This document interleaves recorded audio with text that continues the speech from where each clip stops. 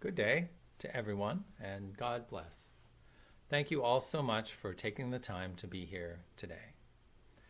Now, as some of us may be feeling the cumulative or perhaps the compounding effect on our mental health as a result of the challenges that our province has faced in these recent times, we need to remember to take heart in the fact that we follow a God who does have everything under control.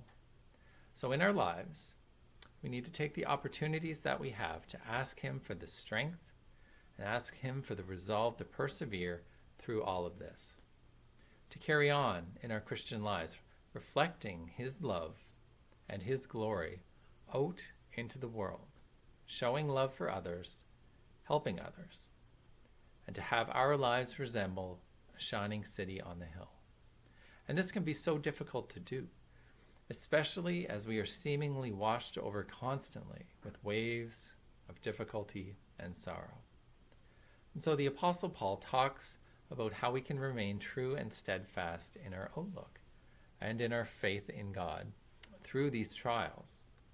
This is found in his letter to the Philippian church, which he wrote as he was languishing in prison, persecuted because he followed Jesus.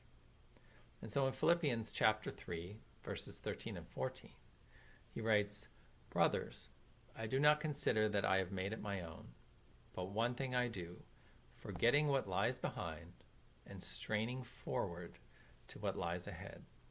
I press on towards the goal for the prize of the upward call of God in Jesus Christ."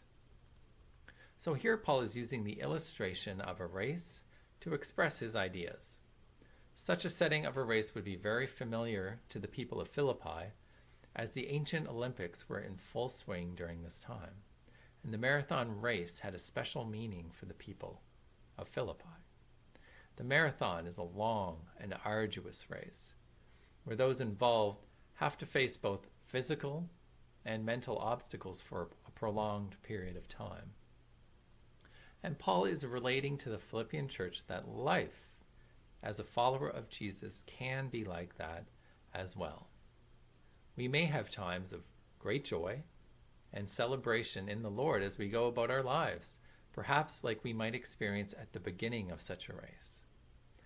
But sometimes we may come to a place where the obstacles just seem too great. And so here Paul is telling the Philippi church, and through extension to us today, to ask God to help you block all of these distractions from your mind, to focus on only one thing, looking forward to the end of the race, the prize, just concentrating on moving one foot in front of the other until such time as you have achieved it. And what is the prize that he's talking about? It is the time when we can be with Jesus, with God, living in relationship in his new heavenly creation, living as we were meant to live from the beginning, before we messed everything up in the garden. Fully redeemed and fully forgiven from all of the things in our lives for which we feel shame and for which we feel regret. And so I implore you, just keep Paul's words in your heart to serve you in times when you feel despair or tired of all of these obstacles.